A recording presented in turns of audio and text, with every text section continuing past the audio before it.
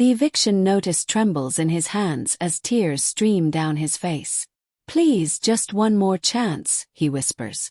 But I've already given him that chance, and watched him destroy it with calculated precision. Some people mistake mercy for weakness. They're about to learn the difference between forgiveness and justice. He sits across from me now, trembling fingers tracing the edge of the lease agreement. His bloodshot eyes dart between the legal document and my stone-cold expression, desperately searching for any crack in my resolve. There isn't one. Miss a single therapy session, I state flatly, and you're gone. No excuses, no second chances, just your belongings on the sidewalk. Marcus swallows hard, his Adam's apple bobbing like a cork in rough water. He signs with shaking hands, transforming from my brother into my tenant, my responsibility, and my final gamble on redemption. He thinks this arrangement is mercy. It's not. This is chess, and I've already planned 20 moves ahead. I was 12 when Marcus taught me poker. We used bottle caps as chips, huddled under blankets in our shared bedroom. He wore Dad's old baseball cap backwards and called himself the King. We giggled until our sides hurt, drowning out the sound of our parents' latest screaming match downstairs. Marcus always knew how to shield me from chaos, and later how to create it. The discrepancies started small. My tech consulting firm's account showed minor irregularities.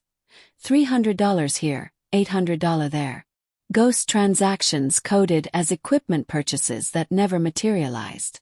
I run my business with military precision, so these anomalies stood out like neon signs in the darkness. Then I discovered the crater. $75,000. Transferred directly from my business account to his personal checking. He hadn't even bothered with subtlety. Just raw, brazen theft from the brother who'd co-signed his car loan, paid his rent during unemployment, and believed his promises of getting clean. I didn't confront him immediately. Instead, I became a detective in my own tragedy. Bank records, IP logs, security footage from ATMs. I assembled an airtight case while he sat across from me at family dinners, laughing at my jokes and asking about my love life. The audacity was breathtaking. His text messages revealed the ugly truth. Screenshots of betting apps, bragging to gambling buddies about his windfall, photos from underground poker tournaments funded with my money.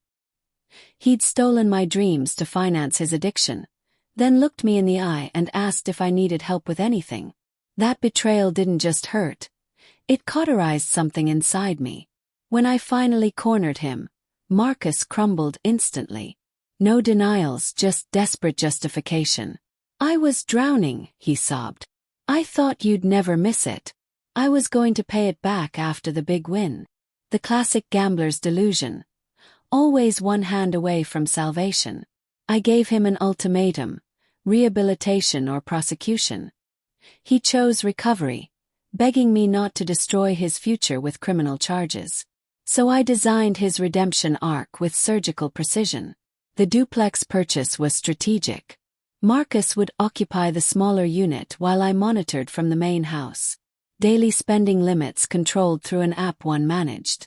Mandatory therapy sessions. A notarized contract outlining every consequence. He interpreted proximity as forgiveness. I saw it as surveillance. The first 2 months felt promising. Morning check-ins, support group photos, journaling entries about gratitude and growth. Marcus even offered to help with my business, cooking dinner occasionally and running errands. But I know my brother's patterns. Charm offensives always precede the next betrayal. The hidden phone appeared in month 3. Locked, but meaningless since I controlled his cloud backup. Dating back weeks. Casino apps, betting forums, loan shark contacts. Late-night departures logged by smart locks I'd installed.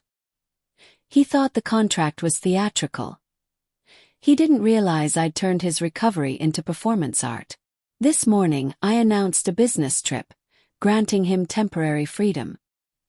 He seized the opportunity, skipping his mandatory therapy session and disappearing to underground poker games. But I'd already contacted his counselor, confirming the missed appointments. The eviction notice was printed, signed, and ready. I waited in his unit tonight, watching through security cameras as he stumbled home at 2 a.m., reeking of whiskey and failure. The shock in his eyes when he found me sitting calmly at his kitchen table was almost worth the $75,000. "This isn't tea time," I said, extending the eviction folder. "This is goodbye." Marcus collapsed, pleading about relapses and second chances. But the math was simple. He'd gambled away my trust and lost everything. 14 days to vacate. No appeals. Legally bulletproof. As he sobbed on the floor, I walked upstairs and locked my door. No guilt, no regret, just clarity. I'd confused compassion with enabling, mercy with weakness. Family isn't about unconditional forgiveness. It's about accountability, boundaries, and consequences. Marcus had his chance at redemption. Instead, he chose self-destruction. I gave him the rope. He tied his own noose. Now I'm cutting him loose, not from cruelty, but from wisdom. Some people can't be saved from themselves. And I'm finally done trying.